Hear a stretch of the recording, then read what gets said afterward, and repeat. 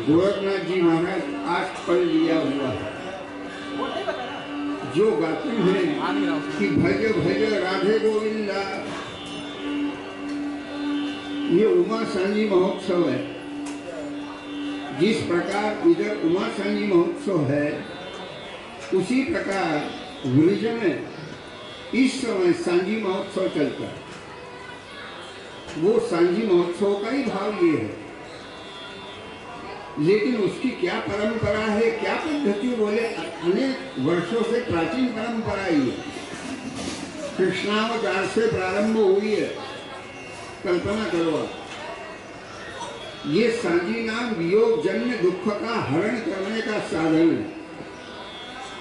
ये जीवों को जो वियोग हुआ है भगवान का, वो योग वियोग जन्य दुख का हरण करने में तासीर रखती है सांझी। अब अलग अलग भाव है उसके, ये बात अलग है। उस जमाने में फूलों से की जाती थी, बाद में सुधार हुआ तो रंगवल्ली आई तो रंगोली से होने लगी। आज भी गांव गांव में देखोगे तो गोबर से होती है, लेकिन है संज्ञा। तो ये संज्ञा माता क्या है, बोले ये जीव और शिव का जो वियोगजन्य दुख है, इसका हरण करने में सक्षम है। क्या क्या अच्छी अच्छी कलाकृति निकलती इसमें से। बुरे में अच्छा भी होता है और अच्छे में बुरा भी होता है, लेकिन अच्छे में बुरा कम होगा तो बुरे में अच्छा कभी भी हो सकता है। ये उसका प्रतीक है कि आज अनेक जगह गांव में ऐसी प्रचलन है, परंपरा है कि वहां सांझी की जाती गोबर की, उसमें सफेद रंगा के गट्टे लगाए जाते हैं। क्या हुआ लेकिन लेकिन पहले के जमाना में रंग बिरंगी जो फूल आते थे, उन फूलों को एकत्रित करके उससे वो संज्ञा सजाई जाती थी। संज्ञाएं सजाना पड़ती है, जैसे यहाँ उसका प्रात्यक्षिक है। हमारे यहाँ भी राधा कृष्ण का और सांझी महोत्सव होता है। उमा सांझी महोत्सव यहाँ होता है, स्वाभाविक है। आप ऐसा न समझो कि शंकर जी का वियोग उमा जी को नहीं हुआ, लेकिन होने के पश्चात उन्होंने जो संज्ञा की, संज्ञा नाम क्या है, बोले संज्ञा नाम सांझ। तो सांझ नाम दोनों पाठ जहां मिलती है वो संज्ञा कहलाती है। तो योग और वियोग, इन दोनों का समागम योग जहां बनता है, योग कर्म सुकौशला। योग क्या है, बोले कर्म का कुशलता है, कि उस कुशलता के द्वारा जहाँ हम अपना वियोग जन्य भूल जाए, मिट जाए, वही योग और वही संज्ञा। आज जीवन में प्रत्येक व्यक्ति को योग वियोग आते ही हैं।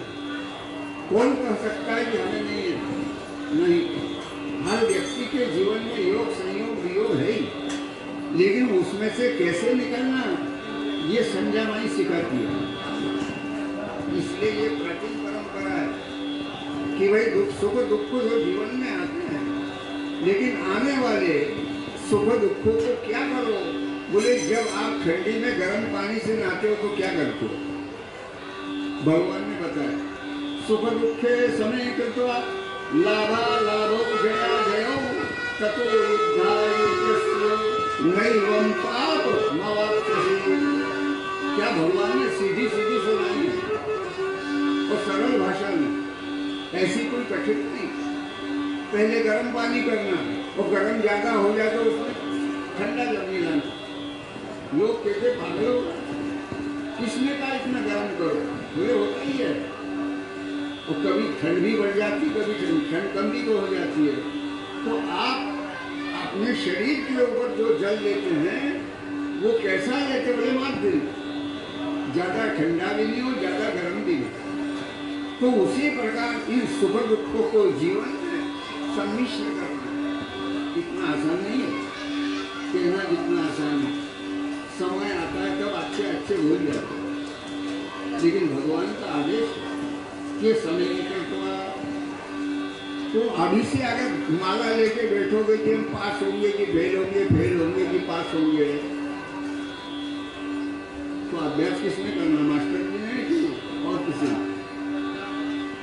अरे अभ्यास तुमको ही करना है, लेकिन वो अभ्यास करते समय ये विचार नहीं करना है कि हम पास होंगे कि फेल होंगे। हम जो भी होंगे देखा जाएगा। आज तो हमको क्या करना है, बोले आज अभ्यास करना है। अभ्यास है न तो कौनते वैराग्य न चंद्रव्य।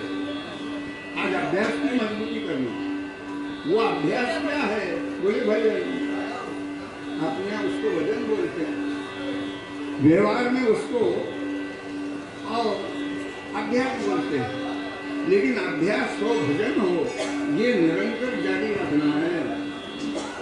इसलिए ये संज्ञा माता का उत्सव, उसमें आज से आपको सांगी चरित्र सुनाएंगे। ये संज्ञा निर्माण कैसी हुई, क्यों?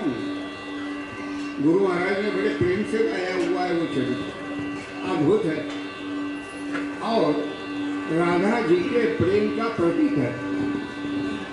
राधा जी नाम मामूली कोई स्त्री मत समझना। जिस दरबार में हम आप बैठे हुए हैं, वो बाबा महाकाल ने ही भगवान को आकर्षित करने के लिए राधा का रूप बनाया। महाकाल बाबा की, नहीं तो उन्हें क्या शौक था। अच्छा, दूसरी बात, अपने यहाँ जो नाटक चलते थे उसमें सब पुरुष पार्टी रहते थे, स्त्री पार्टी पुरुष ही करता था। अब यहाँ भी दोनों पुरुष है, वहाँ व्यभिचार कैसे संभव हो सकता? भक्ति और व्यभिचारिणी, और व्यभिचारी भक्ति है ये राधा कृष्ण की। लेकिन जो नहीं जान पाते हैं वो अपने मन में तर्क कुतर्क मजे नहीं करते रहे। लेकिन सुखदेव जैसे महापुरुष जिसका चिंतन करते हैं, वो श्रीमद् भागवत ग्रंथ के मामूली, उसमें सब लीलाओं का वर्णन किया है भगवान को।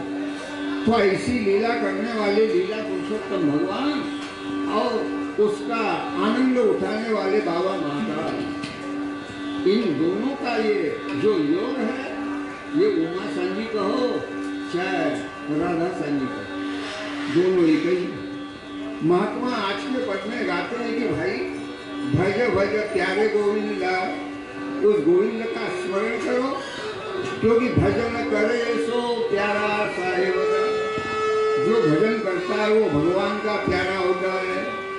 मुसलमानों में जो मर जाता है उसको कहते भगवान अल्लाह को प्यारा हुआ।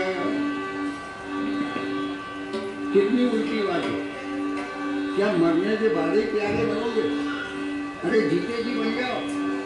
जो जीते जी प्यारा बन जाता है उसको मरने की जरूरत नहीं, वो पहले ही मर गया।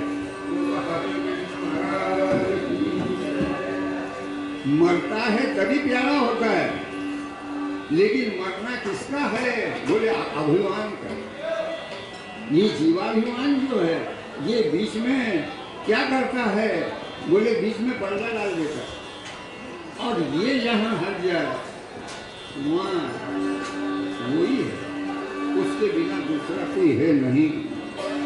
ऐसी अनुभूति जिन गोरखनाथ जी ने ली है, वो कहते कि एक काम करो, अगर प्यारे बनना चाहते हो भगवान के तो भजन तो करो, लेकिन भजन करते करते परहेज भी करो। दवा तो खाओ लेकिन परहेज भी बनाए। क्या है? कृष्णालो कुमति कुछाने भजले राम रघुनंदा, सकल पराय चित्र छिन्न में हरे तेरा, कटे जन्म का बंधन। इतनी अच्छी भाषा में कहा कृष्णा और लोग ये छोड़ दो, लेकिन ये नहीं जाता, ये मन का स्वभाव बन जाता है। और हर जन्म में उसको तृष्णा भी है, लोभ भी है, लोकेशना है, वित्तेषणा है, और क्या है, और अन्य अन्य ईश्वराएं। संत एकनाथ महाराज जी ने अनेक ईश्वराओं का वर्णन किया हुआ है, और वो कहते कि ईश्वराओं से जो निजात पाएगा वही उसको प्राप्त कर सकता। नहीं तो ये बीच बीच में क्या है? बोले ये आजकल ये बीच बीच में आदमी को हटाने के रास्ते, इनको जो पार करेगा वो पहुंचेगा। भजन मामूली नहीं समझना। हम आप एक माला फेर लेते, विचार करते भगवान के ऊपर बड़े उपकार कर दिए। अरे माला उसके लिए घुमा रहे हो क्या अपने लिए? माला ये आत्म कल्याण का भी है। जो घुमाएगा वो घुमाते घुमाते घुमाते उसका जब मन उसके ऊपर घूमने लगेगा तब वो माला सिद्ध होगा। गोपाल कृष्ण महाराज, माला मन के लिए है, नहीं तो क्या जरूरत है? मोरो पंत जी ने एक जगह ऐसा लिखा हुआ है,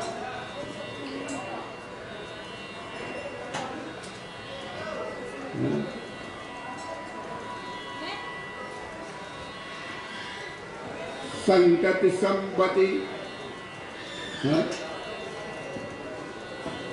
संपत्ति भी है और संतति भी है।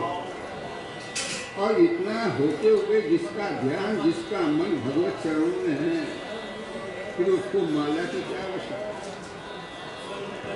संतति संपत्ति असता वृत्ति जाति सदा हरि भजनी, मगतो मुक्त चिदाया न लगे चाला धरावया स्मरणी। और नहीं तो स्मरणी घर के भी कई भूल जाते, क्या स्मरणी। एक बाबा थे, हम हरिद्वार के घाट के ऊपर बैठे, थोड़ी देर में गए और फिर वापस आए और ढूंढने लगे। हमने कहा बाबा क्या ढूंढ रहे हो? बोले मेरे हाथ में स्मरणी थी। हमने कहा आप तो ले गए। बोले नहीं, मैं यहीं भूल गया शायद। अब ये स्मरणी काय के लिए? मन को अनुसंधान लगाने के लिए। लेकिन फिर उनको मैंने उनके तरफ देखा और उनसे कहा कि बाबा जिसको तुम ढूंढ रहे हो तुम्हारे गले में गोपाल कृष्ण। फिर उन्होंने जो देखा वो उनके गले में, बड़े खुश हो गए। उन्होंने कहा हो रहा है, जल्दी में घोड़ा कर दे, रखते कहाँ है और देखते कहाँ। तो वही ये जीव की स्थिति। इससे निजात पाने के लिए गोरखनाथ जी कहते कि कृष्णा लोभ कुमति को छांड दे, भज ले राम रघुनंदन। एक बैठ के यहाँ एक बच्चे को लेके वो बूढ़े माता पिता गए। उनने कहा बेट जी हमारा बच्चा बहुत बीमार है। उनने नाड़ी देखी और नाड़ी देख के बताया कि ये स्वस्थ हो जाएगा, लेकिन एक काम करने पर, इसको दो काम करने पड़ेंगे। अरे बाबा बोले ये तो एक भी काम नहीं कर पाता है, दो काम कैसे होंगे? बोले दो काम, नाम दवा खाना और परहेज करना। माता जी बोली कि मैं परहेज कर लूंगी और पिताजी बोले कि हम दवा हम खा लेंगे। गोपाल कृष्ण हमारा बच्चा स्वस्थ हो जाए। बेट जी ने हाथ जोड़े, क्या मेरे पास इलाज नहीं है इसको। जिसको स्वस्थ होना है, शंकराचार्य महाराज जी यहाँ विराजमान है, वो कहते हैं पथ्यम औषध सेवा च क्रियते येन रोगिणः आरोग्य सिद्धि दृष्टास्य नान्यानुष्ठित कर्मणः। गोपाल कृष्ण महाराज। जिसको स्वस्थ होना है उसी को दवा खाना है और जिसको स्वस्थ होना है उसी को परहेज करना है। परहेज एक करे और दवा एक खाए, तीसरा ठीक हो जाए, संभव है क्या?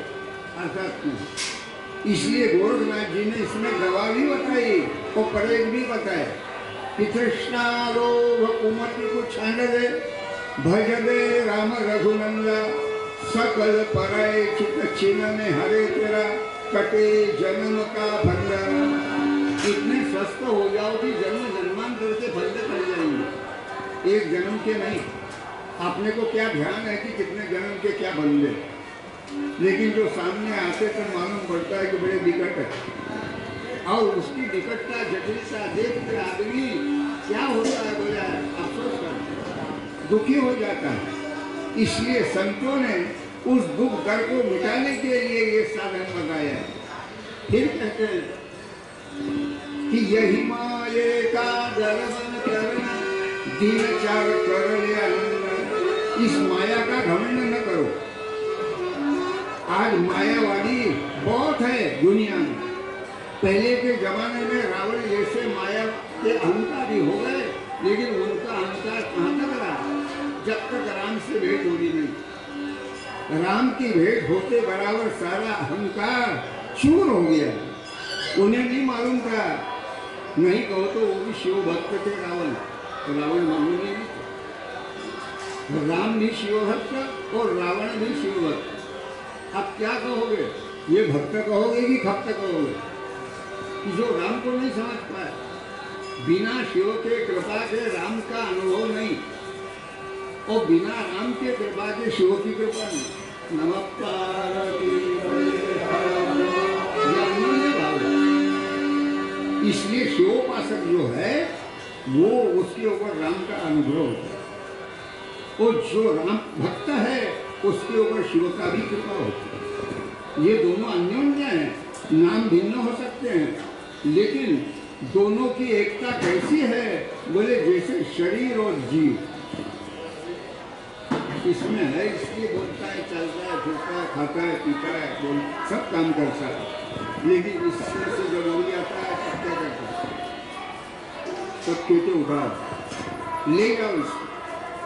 तो उसकी सत्ता है इसलिए ये शरीर है, उसकी सत्ता है इसलिए ये शरीर का भाव है, उसकी सत्ता है इसलिए ये शरीर में सब कार्य होता है अंदर बाहर। अगर उसकी सत्ता इसमें से निकल जाए तो ये आदमी कैसा है बोले सूखे पेड़ के पत्ते जैसा, हवा से जल निकल जाए तो कोई मतलब नहीं हो सकता। इसलिए ये माया का अभिमान कब तक करना? माया है आपकी प्रभु, माया तो उसकी है, हम अपनी मानते हैं, अपनी कैसी माया है? वो मायाधीश्वर है और हम माया के अधीन। जीव और शिव में यही अंतर है कि वो मायाधीश्वर है भगवान शिव, और जीव माया के अधीन। कलेक्टर आता है तो उसके साथ भी सिपाही चलते हैं, और एक चोर जाता है तो उसके साथ भी सिपाही रहते हैं। तो चोर को देख के कोई सब नमस्कार करते हैं कि चोर साथ जा रहे हैं? नहीं, अरे चोर जा। वो कलेक्टर निकले हो, सिपाही साथ में हो तो सब हाथ जोड़ते, कौन बोले? कलेक्टर। तो कहाँ कलेक्टर और कहाँ चोर? ये दोनों का दुआ अलग अलग है। ऐसे ही कहाँ शिव और कहाँ जीव। जीव मायाधीन है और शिव मायाधीश्वर है, इसलिए उसको दुख नहीं, उसको कभी भी जन्म नहीं, उसको कभी भी जरा नहीं। जरा जन्म दुख से परे है, इसलिए हमेशा देखो शिव जी हमेशा प्रसन्न है गृहस्थी में, उनके भी पीछे गृहस्थी कम नहीं है, पत्नी है, बच्चे हैं, परिवार है, शिष्यगण है, लेकिन ये सब होते हुए भी वो देखो तो अपने मस्ती में है। ये मस्ती काय की है बोले भगवान का रंग उनके ऊपर चढ़ा हुआ, ऐसा चढ़ा हुआ है कि उसमें से उससे नशे से उतरते नहीं है। लोगों को लगता है भंग पीते, लोगों को लगता है दम लगाते, लोगों को लगता है कि और कुछ पीते, बोले नहीं। वो क्या पीते? मनसी कभोटई छानके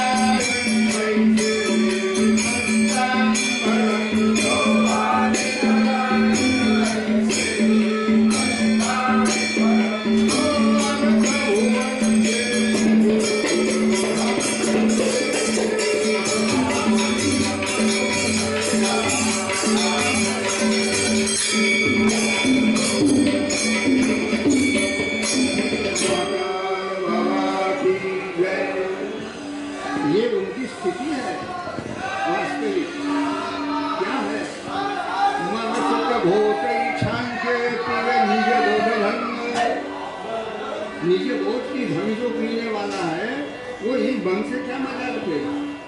उसको उसका नशा ही नहीं आएगा। इसलिए पीवे निजे बोध भंग, आहम को हम निकाल के सोहम सोधन। उस सोहम में ही और जिनका निवास है, ऐसे कौन है? आदि नारायण ऐसे दस्तान भुरन। भगवान आदिनाथ, भगवान महाकाल, ये कैसे बोल उस मस्ती में बैठे हुए। लोग कुछ भी कहे, लेकिन वो न प्रपंच में है, फिर पूरे पूरे परमार्थ में समर्पित। शिवजी जैसा परमार्थ करने वाला कोई भक्त नहीं। शिवजी जैसा परमार्थ साधन करने वाला कोई धार्मिक नहीं। इसलिए शिव जी ने जितनी कथाएं माता उमा को सुनाई है उतनी कथा दुनिया में किसी ने नहीं सुनाई। नमः पार्वती पते। माता जी भी ऐसी है कि हमेशा कथा पूछती है वो, हमेशा। अब अपनी माताओं को फुर्सत क्या है, रोज चौका पोता इससे वो उसी में लगी रहती है, क्या किया जाए। बाल बच्चों में बड़ी रहती है, उनको फुर्सत नहीं कथा सुनने के लिए। आज कथा सुनना बंद हो गया और समाज की कथा बढ़ गई। नमः पार्वती। पहले कथाएं सुनती थी और बच्चों को भी सुनाया करती थी। आज छत्रपति शिवाजी महाराज का जो उत्थान हुआ, जो उनका जीवन ऊपर चढ़ा, उसके लिए कारण कथा है। ऐसा कहा है कि कथा छले बाला नाम नीति स्तभ्य। कथा के द्वारा नीति का प्रबोधन यह अनादिकाल की प्राचीन परंपरा है। ये कथा कोई आजकल की नहीं है। इसलिए कथा का विशेष महत्व है महोत्सव में, हर महोत्सव में। लेकिन आजकल देखते हैं कि गणेश उत्सव हुआ, माता के उत्सव हुए, वहाँ सब इकट्ठे होकर घावड़े झींगा करते हैं, हल्ला गुल्ला करते हैं और चंदा लेके गायब हो जाते।